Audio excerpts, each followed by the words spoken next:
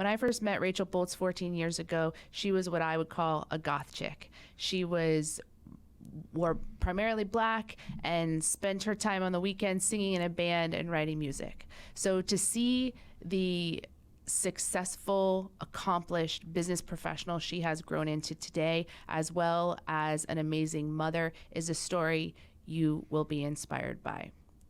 Rachel has a heart for helping people. She's the kind of person that whether you ask for help or not is always there to voluntarily lend a helping hand. She has all kinds of accomplishments, including being the youngest employee to ever work for the state of Florida, to now having built a massive business in digital online marketing with zero capital.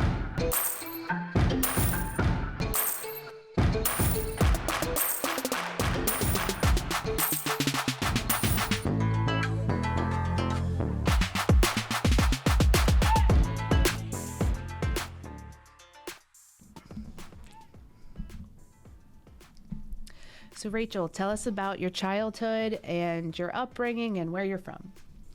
So I am a native Floridian, and I was born to be a natural marketer.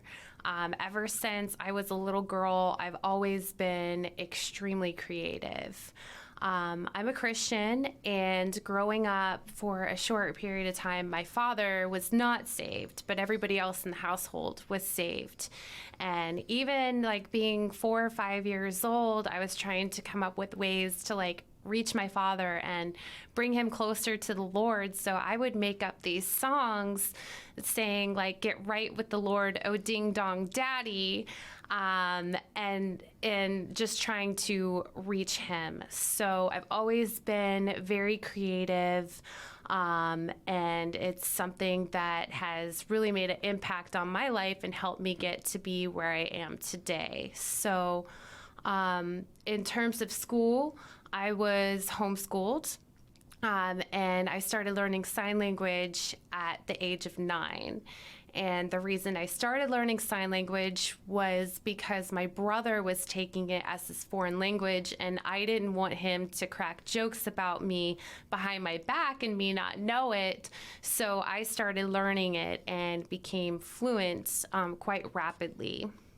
And then I took advantage of dual enrollment, which is where you can take college level classes while you're in high school. And I started that at age 14. And by the time I was 17, I had all of my AA completed, and I almost had all of my AAS in sign language interpretation finished, but I had to wait till I was 18 to do my internship. So did your Ding Dong Daddy song work? Eventually it did. I think between the Ding Dong Daddy song and just praying and submitting my father to the Lord, he did eventually become saved. And, he's been a major impact and a great godly influence in my life. That's a wonderful story. So where did life take you after high school?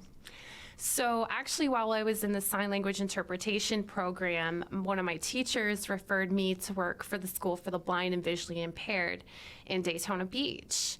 So I started working there at the age of 17. I was actually the youngest person to ever work for the state of Florida. Wow. So I started working there, and I continued to go to college. And this is where I got my bachelor's degree in business. But even through business, I excelled in all of my marketing classes. I remember specifically I had a project where the teacher gave us this hypothetical situation, and we had to come up with this unique strategy on how to market this product. And it was like a virtual robot for a wardrobe company. And back in the day, they didn't have the transition videos like they have now, but I made one. And it was transformed from sham to glam instantly. And I started out with pajamas on, and then I did a transition video where then I was now in a ballroom gown. And he came up to me and said that that was the best project that he's seen in that class. So I've always been very creative and trying to do things that are different and unique than anyone else. And that comes with courage and, confidence as well. It shows that you have both of those characteristics, that you are able to do things that are out of the norm, to set yourself apart, even if it means, being silly or making fun of yourself, or just doing something that is that a lot of people would be embarrassed to do. Well, it all involves risk, and if you're not willing to take a level of risk to get yourself to the next level, then you're just going to, continue on the same page. And I've never wanted to be just an ordinary person. So I've always tried to do things that are unique and learn new skills and new things that I can incorporate and add value to the life of others. And one of those things specifically is while I was in college and working at the blind school, I was in a band. And I love to sing. I've always loved to write music. And I've written over 30 original songs. So that is something that I was able to use as well to kind of just create something new and something different that hadn't necessarily been done in the way that it was done before. I think that's around the time that I first met you, and I would describe you as a emo goth chick at the time. All black, all the time, just like, you're nodding your head, you agree? Yes, yeah, I've grown up a lot since then. Although I do still like to wear black. Becoming a mom, I think, definitely changed you a lot. So I know that you have an incredible, loving, and kind heart, and that you had a passion for working with the blind and visually impaired. So what led you to leave that position and try something new? Well, it was really difficult, and it was something that required a lot of prayer, because I've always felt like my calling in life was to help others. And I had always been in the position for pretty much all of my working career of helping the disabled, whether they're deaf or hard of hearing or blind or visually impaired or both. That was what I was used to doing, was helping and teaching and helping them grow and learn new skills, and sometimes come out having a better job than me.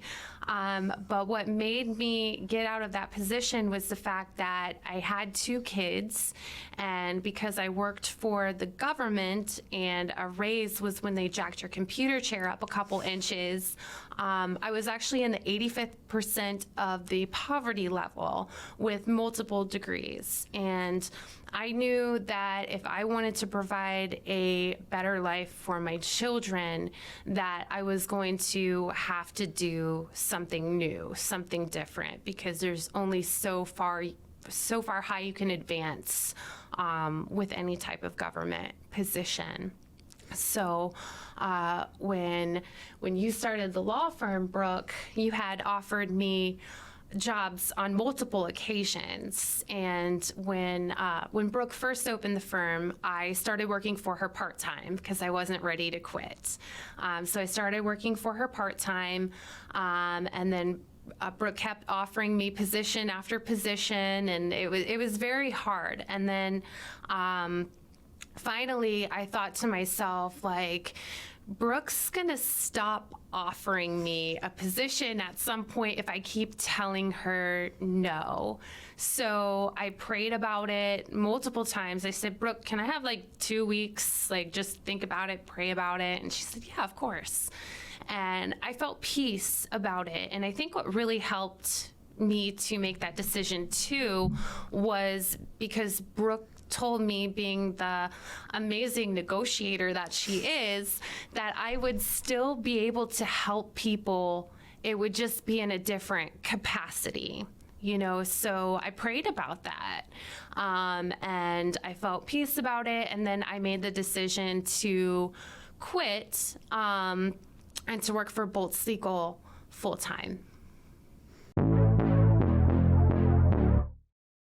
Yeah, I remember that you worked part-time for Boltz Legal for a couple of years before, and I think we were both seeing how it would work, because my husband said, you guys are going to kill each other.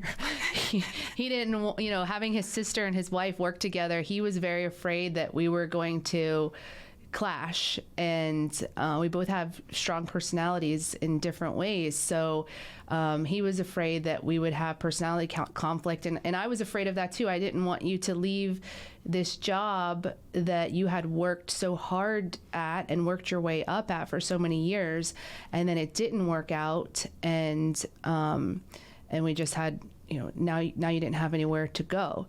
So so we both kind of approached it with caution and tried it out first to see how it would work. And I think after a couple years of you working part-time, we realized that we were a good team and that we could work together well. And so it was a great decision on both of our parts, I think, to take that leap of faith and start working together with Boltz Legal. So now I know you have worked with Boltz Legal now for several years, but you also took a leap of faith and started your own business outside of Boltz Legal. Tell us about that. So I started my marketing company just by helping a friend. My friend owns a business, and he needed help with social media marketing and email marketing campaigns. And I was so successful for what I had done for him that he had actually referred me to other business owners that he knew. And then they started referring me to their clients. And then it just came about to where I had multiple 1099s, and I was not only like doing a great job, but I really enjoyed doing it too, because I got to flow in my gift. So that's kind of what led the way for me to start Boltz Media, was that I realized that I could help a lot of people, and that I was really good at it, and I enjoyed it. And I would agree with your statement that you were a born marketer. There are, and I've read books about the type of personality that does the best at marketing. That personality is not me. I can turn it on and force myself to have that personality for a short period of time if I need to. But for you, it's just natural. Rachel is the type of personality that she walks into a room and she just can walk from person to person, and everybody, is just drawn to her. She has this magnetic positivity and personality that she just genuinely cares, and it comes through when she's talking to you. So, her personality is just perfectly suited for marketing and advertising, and I think that as well has led to your success. So how's it going so far? What's the name of your business, and how's it been? Well, the name of my business is Boltz Media, and it has gone so much better than I could ever have anticipated. It started off with me just doing a couple different things. It started off with social media marketing and email marketing campaigns, and now it has blown up into a full-service digital marketing company. And I've been, by the grace of God, opening all the right doors and giving me the knowledge and insight that I've needed to be successful.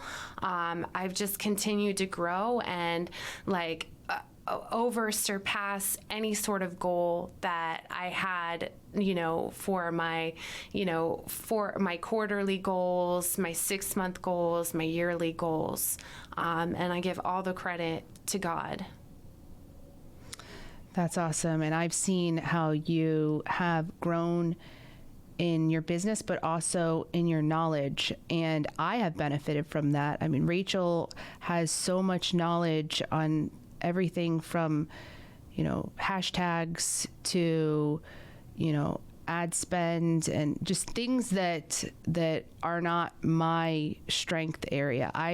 My strength is coming up with the idea, making the video or making the post or whatever, but then getting it seen by people and having a reach, like that is not my strong suit. So that's where Rachel's knowledge is so valuable. And that's a major value that I believe she brings to this podcast, is that whether you are the business owner who has the big vision, or you're the marketing representative who has to put that vision into practice, between the two of us, we accomplish both of those goals. So I'm excited to learn from you in this podcast, because in just what you've taught me so far, it's been immensely powerful and important to the growth of my business.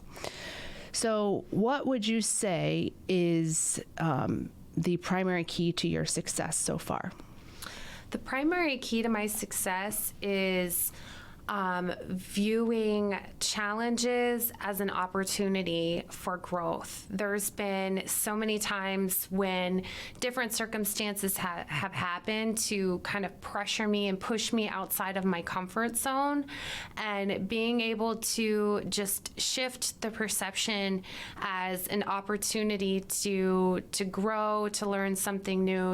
With digital marketing, things are always changing. Things are not the same as they were, even just a month ago. It's always constantly evolving. And you have to have an open mind and to view any threat as an opportunity to help you grow, to help you learn, and to help push you to the next level. That is a really important key to success, and that would apply to any business, really. I mean, we all face challenges, and having the strength to keep pushing through, even when things don't seem like they're working or that they're ever going to work, is so important to entrepreneurship. And there are just so many stories of people who almost gave up, and they were right on the brink of success.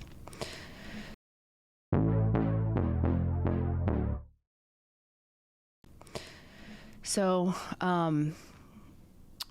being that you are a digital marketing guru, for our listeners today, what would be your number one recommendation to grow their business in the field of digital marketing?